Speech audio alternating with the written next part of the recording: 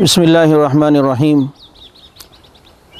کہتے ہیں کہ کسی زمانے میں بھیڑیوں نے بکریوں کے حق میں احتجاج کیا اور ایک جلوس نکالا، اور بھیڑیوں نے یہ مطالبہ اس جلوس میں رکھا کہ بکریوں کو آزادی دی جائے، انہیں گھر میں قید نہ کیا جائے۔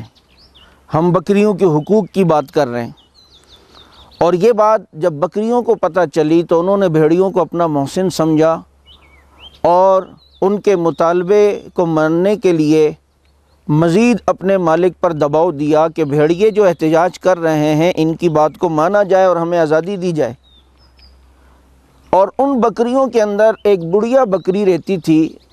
وہ بوڑھی بکری ان نوجوان بکریوں کو سمجھانے لگی کہ دیکھو بیٹا، یہ بھیڑیے ہمارے کبھی بھی محسن نہیں ہو سکتے، کبھی ہمدرد نہیں ہو سکتے، خیر خواہ نہیں ہو سکتے، یہ ضرور اس میں کوئی چال ہے، تم ان کے مطالبے کی طرف کان نہ دھرو۔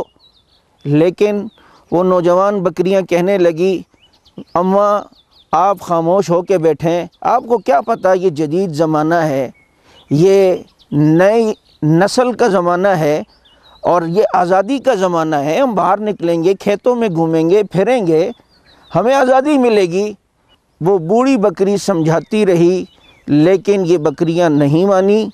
بالآخر بکریوں کا مالک بھی مجبور ہوا اور انہوں نے ان بکریوں کو آزادی دی، اور جب وہ باہر نکلیں تو پہلے سے شکار کے اندر بیٹھے ہوئے وہ بھیڑیے انہوں نے بکریوں پر حملہ کیا اور آہستہ آہستہ ساری بکریوں کو کھا لیا۔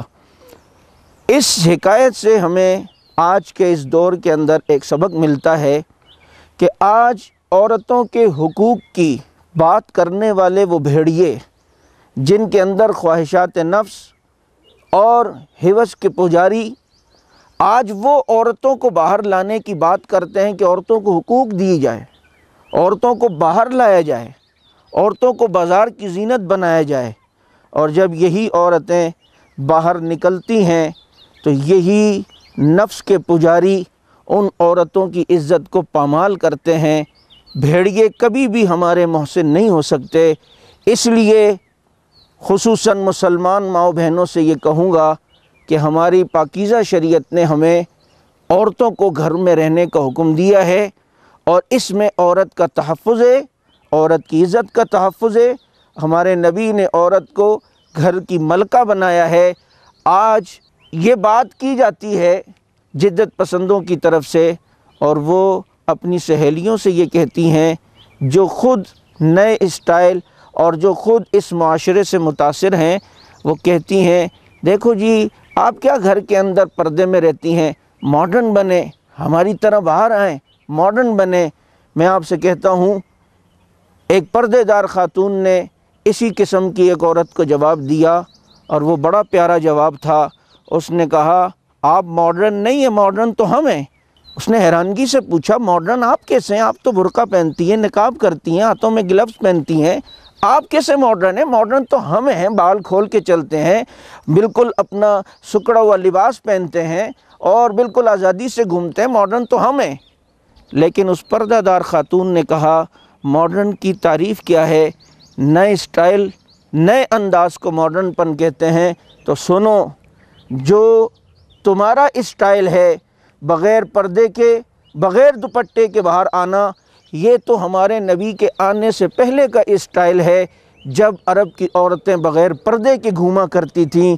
لیکن یہ پردہ، یہ تو ہمارے نبی نے ایک نیا اسٹائل عورت کو دیا ہے، ایک نیا انداز دیا ہے۔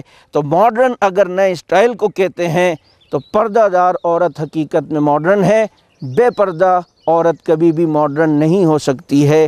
اللہ رب العزت ہم تمام مسلمانوں کو دین کی سمجھ نصیب فرمائے، اور اس وقت جو باطل مسلمانوں کے خلاف سازشیں کر رہا ہے اس کو سمجھنے کی اللہ پاک ہمیں توفیق نصیب فرمائے۔